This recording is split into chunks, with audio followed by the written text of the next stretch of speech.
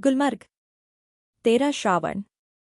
प्यारे कमल, मुझे माफ करना। उस दिन शाम की चाय के समय तुम मेरा इंतजार करते रहे होंगे और मैं इधर खिसक आया। आज तुमसे 1100 मील की दूरी पर और तुम्हारे कलकत्ता महानगर से 9000 फीट अधिक ऊंचाई पर बैठकर मैं तुम्हें यह पत्र लिख रहा हूं। तुम जानते ही हो कि मैं किस तबीयत का आदमी हूं।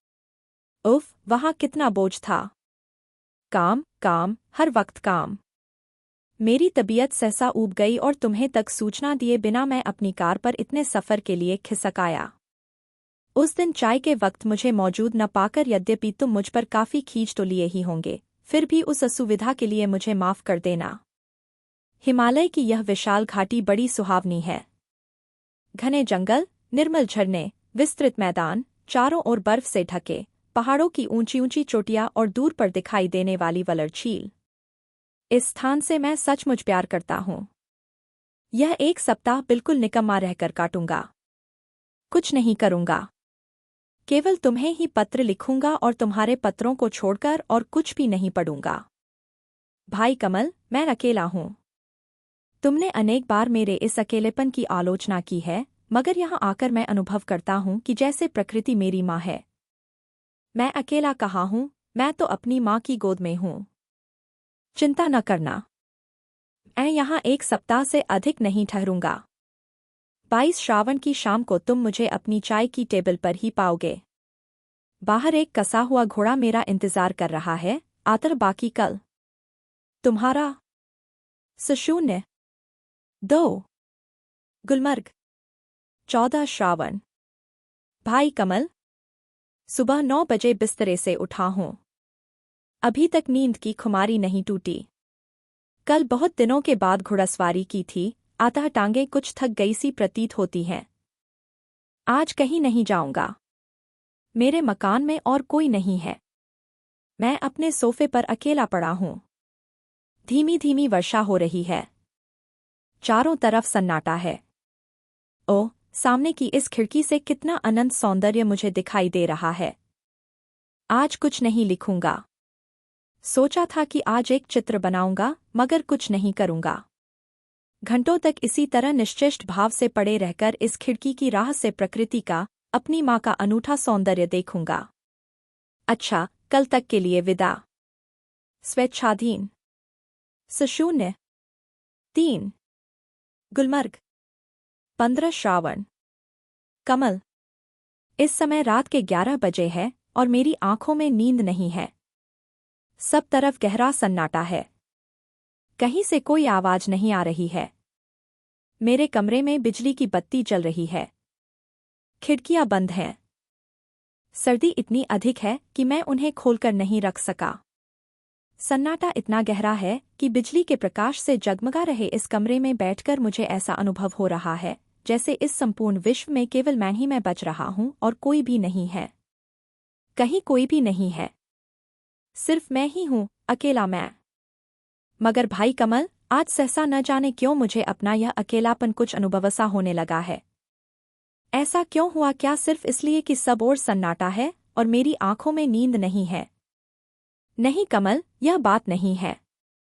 मेरे हृदय में आज सहसा एक नई सी अनुभूति उठ खड़ी हुई है जो बिल्कुल धुंधली और अस्पष्ट सी है। मैं अनुभव करता हूं कि मैंने आज जो कुछ देखा है उसमें विचित्रता जरा भी नहीं है। मैंने जो कुछ आज देखा है उसे यदि मैं यहाँ लिखूंगा तो या तो तुम मेरा मजाक उड़ाने लगोगे अथवा मेरे संबंध में बिल्कुल भ्रांत सी धारणा बना लोगे। मगर भाई, मैं कहता हूँ, मैं तुमसे अनुरोध करता हूँ कि तुम इन दोनों में से एक भी बात न करना। मेरी इस चिट्ठी को पढ़ जाना और अगर हो सके तो उसी वक्त भुला देना। बस और कुछ नहीं। हाँ, तो सुनो। बात है तो कुछ भी नहीं, मगर फिर भी सुनो। आज दोपहर के वक्त बादल जरा छंट गए थे और सूरज निकल आया था। जैसे विधाता ने इस हरी-भरी घाटी को धो धोकर धूप में सुखाने के लिए बिछा दिया हो। दोपहर के भोजन के बाद अपनी इस छोटी सी कोठी के खुले सहन में धीरे धीरे चहलकदमी करने लगा। सहन के फाटक के सामने ही स्वच्छ जल का एक छोटा सा झरना बह रहा है। उस ऊपर के अनघड़ लकड़ी का एक इतना सुंदर पुल है कि उसे देखते ही कलर बॉक्स लेकर उसका चित्र बनाने की इच्छा होती है। मैं धीरे धीरे एक बार इस पुल तक जाता था और उसके बाद कोठी के बरामदे तक वापस लौट आता था। एक बार के चक्कर में जब मैं पुल के निकट पहुंचा तो मैं चौंक पड़ा। मैंने देखा वहां किसी भद्रकुल की एक नौजवान लड़की खड़ी थी, अकेली। उसका ध्यान मेरी ओर नहीं था। झरने के पानी की मधुर ध्वनि ने मेरे चलने की आवाज को अपने भीतर छिपा लिया था। इससे मेरे बहुत निकट पहुंच जाने पर भी वह यह न जान सकी कि उसके निकट कोई अन्य व्यक्ति भी मौजूद है, और मुझे तो तुम जानते ही हो कितना भूला हुआ सा चलता हूं। मुझे तब तक उस लड़की की उपस्थिति का ज्ञान नहीं हुआ जब तक मैं उसके बिल्कुल निकट पहुंच नहीं गया। मैं चौंका और उधर उसी समय उस लड़की की निगाह मुझ पर पड़ी, शायद बिल्कुल ही अकस्मात। वह भी चौंक गई। क्षणभर के लिए सहसा उसकी और मेरी आंखें आपस में मिल गईं।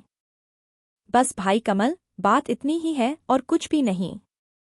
मैं उसी क्षण वापस लौट पड़ा था और जान पड़ता है वह लड़की भी वहां से चलती थी, मगर इस त्रासी बात ने न जाने क्यों मेरे दिल पर बहुत अजीब सा प्रभाव डाला है।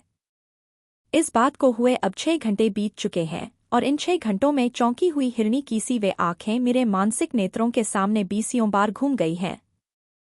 तुम सोचते होगे इस सब में कोई खास बात जरूर है, और नहीं तो कम से कम वह लड़की कोई असाधारण सुंदरी तो अवश्य ही होगी, मगर वास्तविकता यह नहीं है।